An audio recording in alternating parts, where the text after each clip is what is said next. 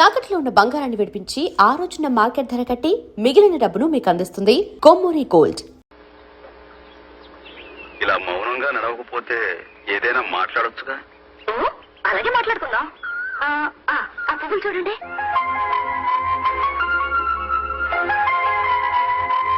చాలా తమాషాగా ఉన్నాయి. రెండు కళ్ళు, ముక్కు, నోరు, పెద్ద పెద్ద మీసాలు, అచ్చ మనిషి మొహలాగే ఉంది. అవునే కదా, ఈ పువ్వులన్నిటికీ మీసాలు నేనే పెట్టాను. అంతేనా? నేను మిమ్మల్ని ఒకటి అడగాలనుకుంటున్నాను. తీసుకోండి.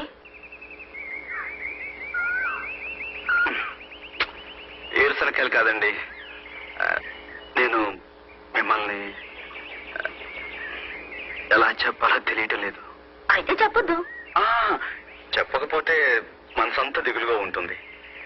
ఏమిటో మా నాన్నగారు వెనకాల కూర్చుని పాటలు పాడడం తప్ప ఇలాంటి మాటలు మాట్లాడడం నాకు చేత కాదు. ఈ మధ్య మిమ్మల్ని కలిసిన దగ్గర నుంచి మనసులో ఏవేవో కొత్త కొత్త రాగాలు వినిపిస్తున్నాయి. ఎప్పుడు వినని రాగాలు, మధురమైనవి, లలితమైనవి. అవి అనురాగాలని తెలుసుకోవడానికి నాకు ఎన్నాడు పట్టింది. ప్రేమంటే ఇదేనేమో.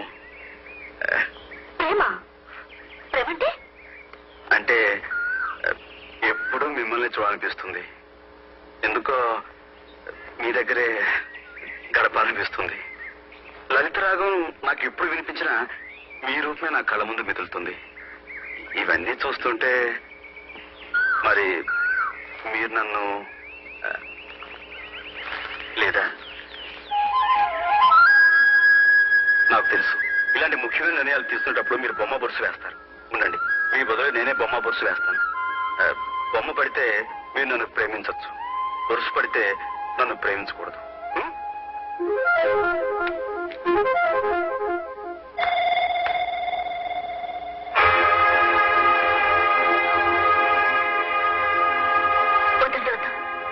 చూడద్దు.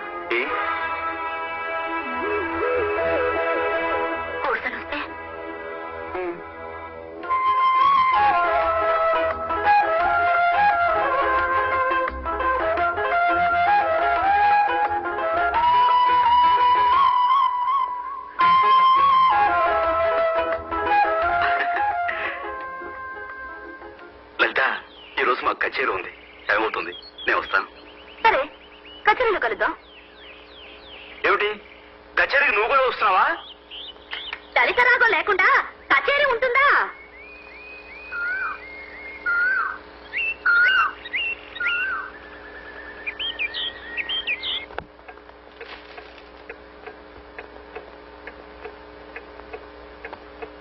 ఇంకా రాలేదా?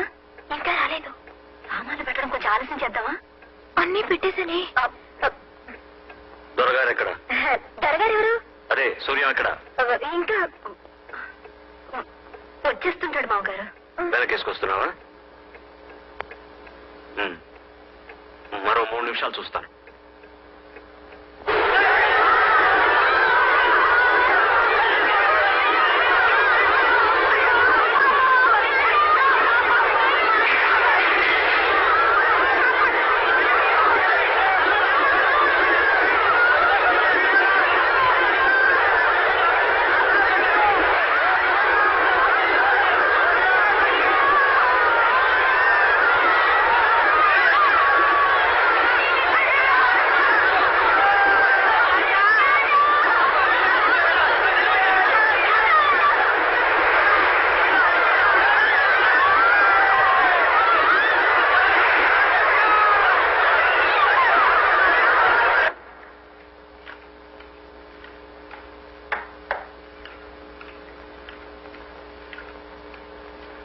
నాన్నగారు, కచేరీ బాగా జరిగిందా?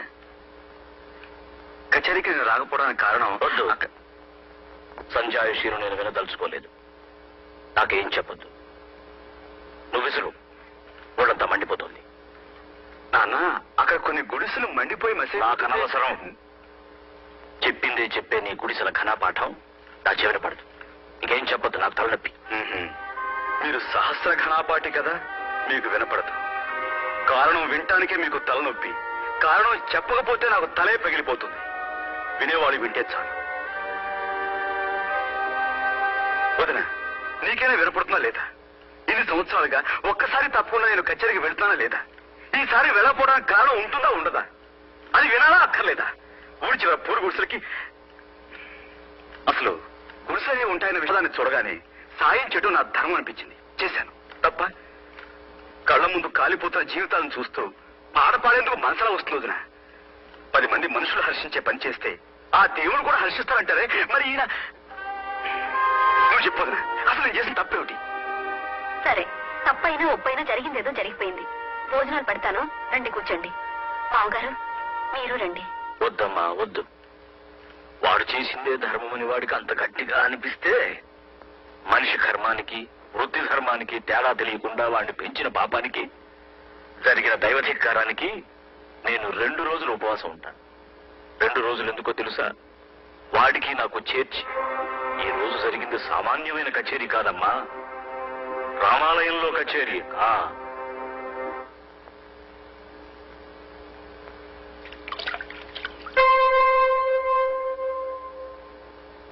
వదినా, నాకు అన్నం వడ్డించు. నాన్నగారు భోజనానికి రా. నేను ఫోన్ చేస్తాను వదినా. నాకు వడ్డించవా? నేనేం తప్పు చేశానని ఉపవాసం ఉండాలి? పొరుగు వారికి సాయపడటం కూడా తప్ప?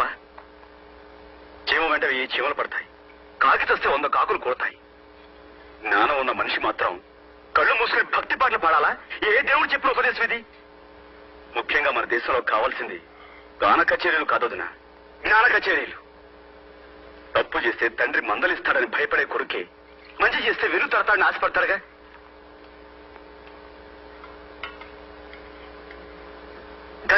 కానీ నా విషయంలో నాన్న నేను తింటాను వదినా, కడుపు నిండా తింటాను. నేనెందుకు మానయ్యలు భోజనం?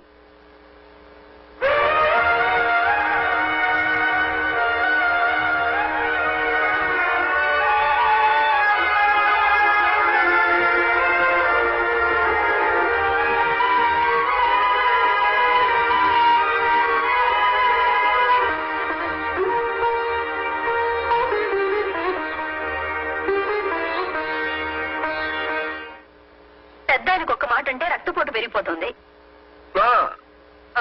స్నానం అయిందా? ఎదిగిన పిల్లలు ఉన్నారంటే బుద్ధి తెలిసి పెద్దవాళ్ళ మనసు నొప్పించకుండా మెలగాలి. తొడుకురండి. అన్ని ఎంతకాలం చెప్పుకు తిరుగుతావు? ఎవరి దారులు వాళ్ళవి, ఎవరి బ్రతుకులు వాళ్ళవి.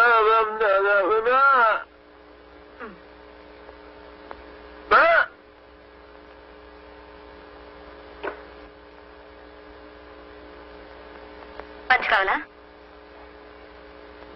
అతని సంగతి మీరు కూడా పట్టించుకోకుండా ఇలా కుదమరాయిలా నించుంటారేమిటండి?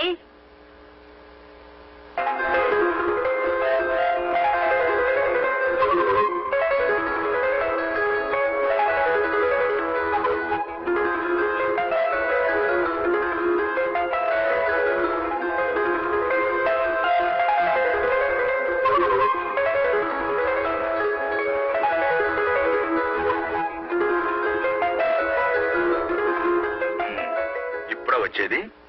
మీరెప్పుడు వచ్చారు? ఎప్పుడు వచ్చానంటావు? నేనే చెప్పాలా? ఇక్కడ ఉన్న చెట్లు చెప్తాయి, రాలిన పువ్వులు చెబుతాయి. మీకు ఊపిరి ఆడకపోతే కాపాడేదెవరు? నవ్వాపరా? నేనేం చెప్పినా మీకు నవ్వులాటుగానే ఉంటుంది. నిజమండి, మొన్న మా ఫ్రెండ్స్ ఇద్దరు సైకిల్ మీద ఇలాగే డబుల్స్ వెళ్తుంటే పోలీసులు పట్టుకున్నారట. అలాగే మన ఇద్దరు ఇప్పుడు పట్టుకున్నారు అనుకోండి, అప్పుడు మనం మరి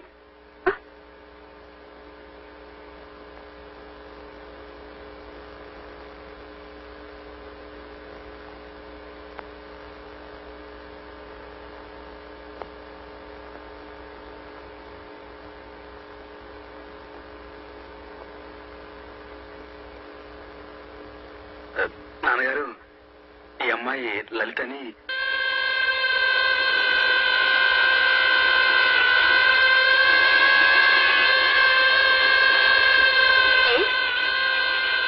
అంటుకోవచ్చుగా.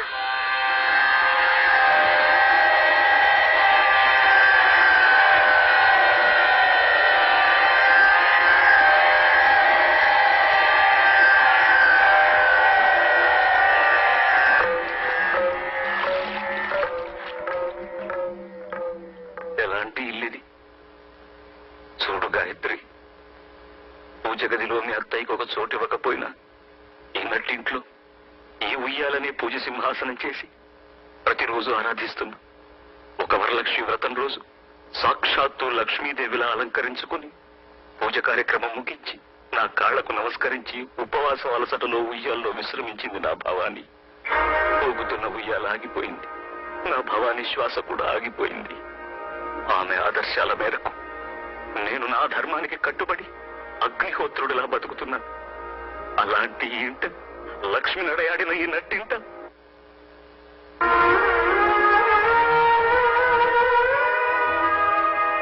ఏమయ్య సూర్య ఇలాంటి పని చేశావు? ఏమిటొదినా? లలిత ఒక హరిజన్ అమ్మాయని నాతో చెప్పలేదే. ఆ విషయం నా దగ్గర ఎందుకు దాచావయ్యా? ఇందులో దాచేదే ఉంది వదినా. అదొక పెద్ద విషయంగా తీసుకోలేదు నేను. ఆ అమ్మాయి అందంగా ఉంటుంది, పైగా మంచిది. అందుకే ప్రేమించడం తప్పు కాదనుకున్నాను. అంతే. అంతేనా? ఎవరికైనా అంతే కావచ్చయ్యా. కానీ బిలహరి గణపతి శాస్త్రి గారి సంతానానికి అది అంతే కాదు, అంతులేనంత. అంటే అంటే ఇప్పుడు ఏమంటావు వదినా? నీ విషయంలో ఆ పిల్ల హరిజనుల పిల్లని తెలియక నిన్ను ప్రోత్సహించడం తప్పైతే అందుకు నన్ను క్షమించు. ఈ ఇంట్లో పెళ్లి కావలసిన తులసి మొక్క లాంటి చెల్లెలుంది. సంప్రదాయ చందనవనంలో పండిపోయిన మహావృక్షం లాంటి మీ నాన్నగారు ఉన్నారు. అలాంటి ఇంట్లో అప్రియమైనవి ఏం జరిగినా అప్పుడు నా ధర్మం. చూడు బాబు, నేను ఇంటికి పెద్ద కోళ్ళు మాత్రమే కాదు, తల్లి తర్వాత తల్లి. బాబు సూర్యం, నన్ను క్షమించు. ఈ విషయం ఇంకేం మాట్లాడుకో.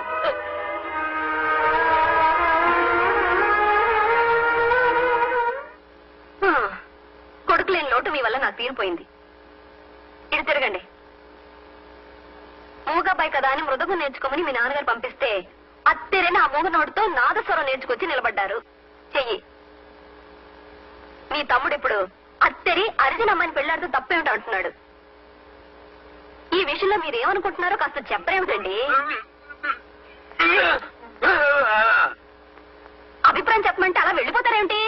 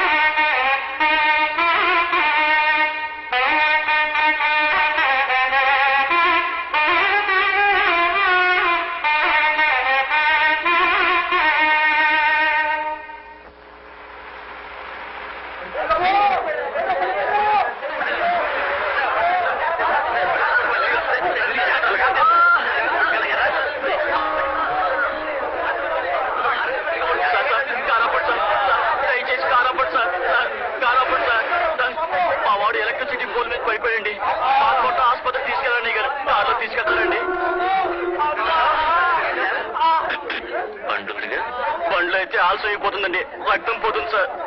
దయచేసి తీసుకెళ్ళండి సార్. కచేరీకి ఆలస్యంగా వెళ్ళడం నాకు అలవాట్లా. ఆ బండి ఎక్కించారుగా మీ బండి. ఏమీ కాదు భగవంతుడు. నాన్నగారు, మనం సూర్యం కూర్చో. డ్రైవర్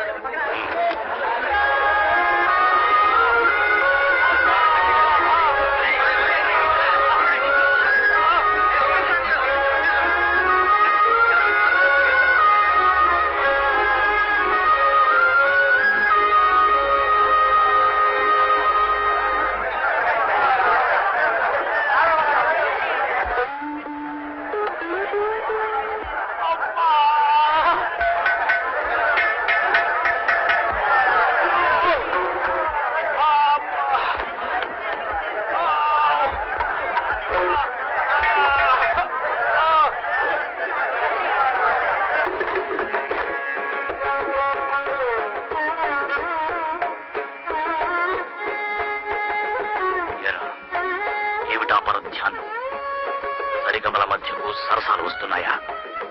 అదే ఆ హరిజన పిల్లతో సరసాలు. ఇక మానవ సేవ గుర్తొస్తోందా?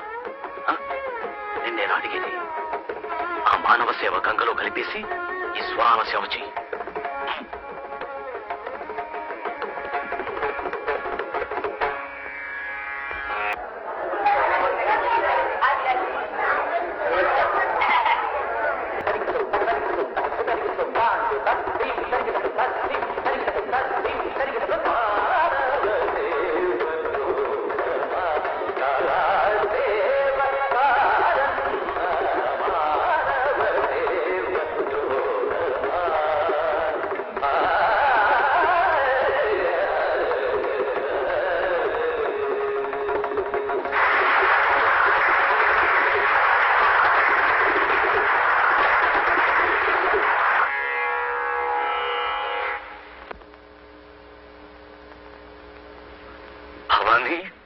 నీ కొడుకు గురువును మించిపోయాడు. గురువు గుండెల్ని తన్ని తరిమేసేటంతగా మించిపోయాడు. సంతోషించు, సంతోషించు.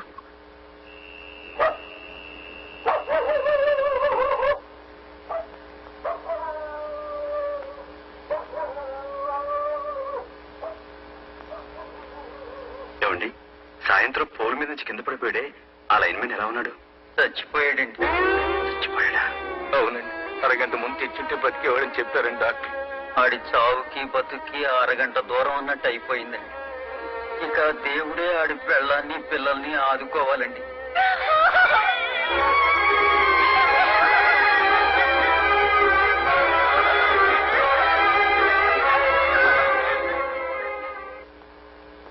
ఆదిత్య హృదయం పుణ్యం సర్వశత్రు వినాశనం జయావహం జపే నిత్యమక్షయం పరమం శివం. రాత్రంతా ఎక్కడుండి వస్తున్నావు? మైలపడి వస్తున్నావా? అదేరా, ఆ అంటరాని దాంతో గడిపి మైలపడ్డావా అని అడుగుతున్నాను. నాన్న, సూర్య నమస్కారం చేస్తున్న నోటితోనే సూర్యాన్ని దుమ్మెత్తిపోయకండి. నాకన్నా మీ మనసులోనే అంటరాని ఆలోచనలు ఎక్కువగా ఉన్నాయి. క్షమించండి. నేను ఎక్కడికి వెళ్ళానో మీరు ఊహించలేరు కూడా. కరెంటు పోల్ మీద నుంచి కింద పోతే అడవిలో దిక్కు లేకుండా మనం వదిలేశామే, ఆ వ్యక్తి ఆసుపత్రిలో చచ్చిపోయాడు. అది మీరు తెలుసుకోవాలి. అలాగా అన్నంత మాత్రాన పోయిన మనిషి తిరిగి రాడు నాన్న. భగవంతుడు ఉన్నాడు, పొండిని పంపేశారే, మరి ఏ భగవంతుడు అతను కాపాడలేదే? అరగట ముందు అతను ఆసుపత్రికి చేర్చలేని వాడే అతని పాలిట భగవంతుడై ఉండేవాడని డాక్టర్లు చెప్పారు. ఇది కూడా మీరు తెలుసుకోవాలి. సూర్యం, అందులో ఏమన్నా అర్థం ఉందంటావా? చావు పుట్టుకలు కర్మఫలాలు. ఆ మనిషికి ముగింపలా రాసిపెట్టుంది, ముగిసిపోయింది. నాన్న, మీ కర్మ సిద్ధాంతానికి ఎదురులేకపోవచ్చు, కానీ సంగీతమే సర్వస్వం అనుకునే ఈ మూర్ఖ సిద్ధాంతం నుంచి బయటపడండి. మనిషి పట్ల మనిషికున్న ధర్మం కన్నా ఈ సంగీతం గొప్పదేం కాదు. నా ధర్మం నాకు బాగా తెలుసురా. భగవంతుడి సేవ కన్నా ధర్మం లేదు, సంగీతం కన్నా భగవంతుడి సేవ మరొకటి లేదు. అయితే చచ్చిపోయిన అతని మరణానికి మన బాధ్యత లేదంటారా? వాడెవడో చావడానికి మనమెలా కారణమవుతావురా? నన్ను మీ ముందు అందరూ మూగవాళ్ల పడుంటారనుకుంటున్నారు, కానీ కానీ నాకు నోరుంది. న్యాయాలు మాట్లాడి తీరుతాను. ఇంతకీ ఏమంటావు? మీరు ఊ అని ఒక్క మాట నుండి అతను బతుకుండేవాడు. మీరు అనలేదు, నేనైతే ఉండేవాడిని. అని ఎలా? నేను కొడుకుని, తండ్రిని కానీ.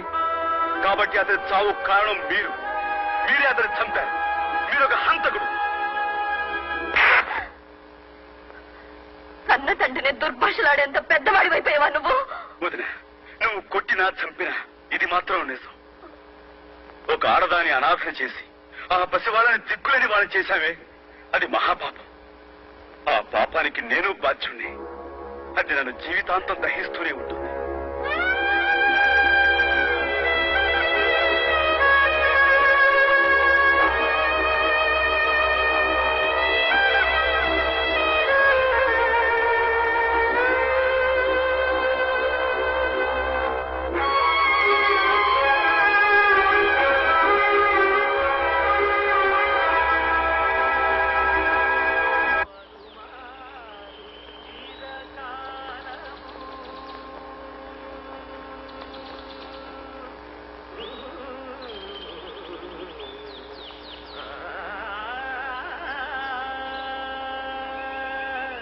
పలుమారు చిరకాలము పరమాత్ముని పాదములను పలుమారు చిరకాలము పరమాత్ముని పాదములను తులసి దళములచే సంతోషముగా పూజింతు తులసి దళములచే సంతోషముగా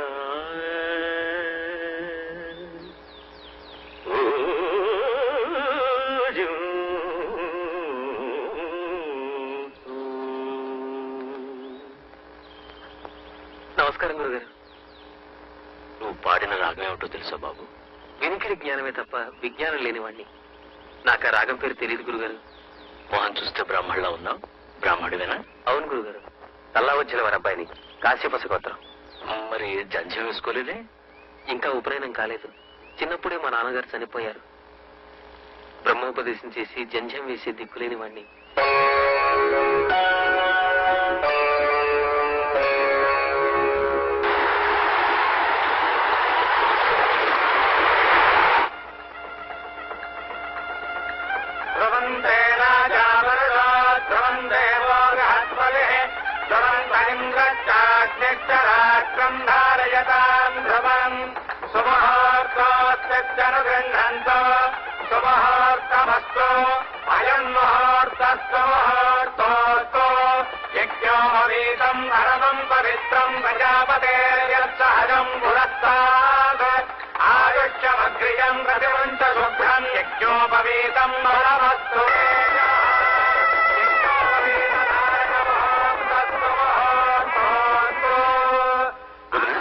ఉపనయనం చేస్తున్నారే, ఆ అబ్బాయి ఎవరు? ఏమో నాకు తెలియదు సూర్యం. ఎవరో వీరబ్బాయట. ఉదయాన్నే ఇంటికి తీసుకొచ్చి గబగబా బ్రహ్మోపదేశానికి ఏర్పాట్లు చేయించారు. ధూమ్ ధామని గొప్పగా చేస్తున్నారే, అబ్బాయి పేరు? అది మంచి రాగం పేరే, చారుకేసి. చారుకేసి. చారుకేసి. చారుకేశ శర్మ అహంభూ అభివాదయే. చారుకేశ శర్మ అహంభూ అభివాదయే. వదినా, నేను కచేరీకి బయలుదేరుతున్నాను. బాబు సూర్యం, కొంచెం కాఫీ తాగాడు. ఇప్పుడు కాఫీ ఎందుకు వదినా? పర్వాలేదు, వచ్చేసరికి ఏ రాజు అవుతుందో ఏమో. ఇందా.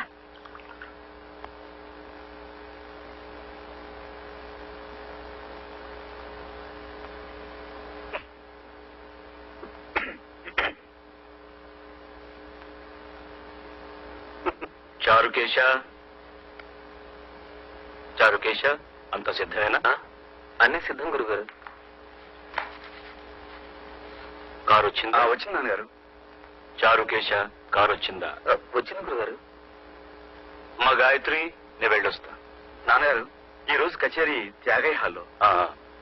అది చారుకేశకు తెలుసు. చారుకేశ, ఇది కారులో పెట్టు. సరే గురుగారు. అంటే నేను కచేరీకి రావటం లేదా నాన్న? నీకెందుకు నాన్న ఆశ్రమ? నీకు చాలా పనులున్నాయి. చాలా మంది ఏడుస్తున్న వాళ్ళు, చూస్తున్న వాళ్ళు ఉన్నారు. వాళ్ళందరికీ ఊడిగం చేయడం నీ ధర్మం. అదంతా చాలనట్టు నీకు ఈ శ్రమ కూడా ఇవ్వడం నాకు ఇష్టం లేదు నాన్న. చారుకేశ, గురుగారు, తంబురా ఇంకా కారులో పెట్టలేదా? ఇదిగో తీసుకెళ్తున్నాను గురుగారు. అంటే నా స్థానంలో చారుకేశ్వరు ఉంటాడా? అదెలా ఉంటాడురా? చారుకేశ నా కొడుకు కాదే. నా సంగీతాన్ని అనుసరించి నా తరువాత కూడా దాన్ని బ్రతికించే విధేయుడు. నేను పోతే తద్దినం పెట్టే హక్కు మాత్రం నీదే. అది చారుకేసి కాదు. నాన్న, నీ సంగీతానికి వారసుని నేను కానా? అదెలా అవుతావురా? నువ్వు ప్రేమించే జీవకళల ముందు ఈ బెలహరి గణపతి శాస్త్రి సాధించింది ఏమీ లేదురా. నీ దృష్టిలో నా సంగీతమే నిర్జీవమైంది. అబ్బే, నా ఉద్దేశం అది కాదు నాన్నగారు. నాన్నగారు, మీరు సాధించిన ఘనతను కాదనేటి అంతటి మూర్ఖులు కాదు. గురుగారు, క్షమించండి, టైం అయింది. మనం ఇక బయలుదేరదామా? అయ్యా చారుకేశ, ఒక్క నిమిషం. నాన్నగారు, మీ పట్ల, మీ సంగీతం పట్ల నాకున్న గౌరవం మీకు తెలీదు. అమ్మ పాడిన జోలపాట కన్నా ముందు మీ సుప్రభాత గీతం విన్నాను. మొట్టమొదటి సంగీతం విన్నదే మీ నోటమ్మట. నాన్నగారు, ఇప్పటికీ మీరు తిట్టినా అది సంగీతంలా వినిపిస్తుందో నా చెవులకి. నాన్న, నేను మీ కొడుకు మాత్రమే కాదు, మీ శిష్యుణ్ణి, మీకు పెద్ద అభిమాని కూడా. ఇంతలా అభిమానించే ప్రఖ్యాత శాస్త్రీయ సంగీత చక్రవర్తి బిలారి గణపతి శాస్త్రి గారు బయట ప్రపంచంతో సంబంధం లేకుండా సంగీత పంచంలో బందీ కావటమే నేను సహించలేకపోతున్నాను. అదే నన్ను బాధిస్తుంది కూడా. చెప్పరా, చెప్పు. నా 50 ఏళ్ల జీవితంలో ఎవరూ నన్ను ఎదిరించి మాట్లాడింది లేదు, ఎదురుగా నిలబడి నోరు విప్పింది లేదు. ఈరోజు నా కన్న కొడుకు నాకే ధర్మపన్నాలు చెబుతున్నాడు, చెప్తాడు. వాడికొక హోదా ఉంది కదా, బెలహరి గణపతి శాస్త్రి కొడుకని. గణపతి శాస్త్రి గారు క్షమించండి.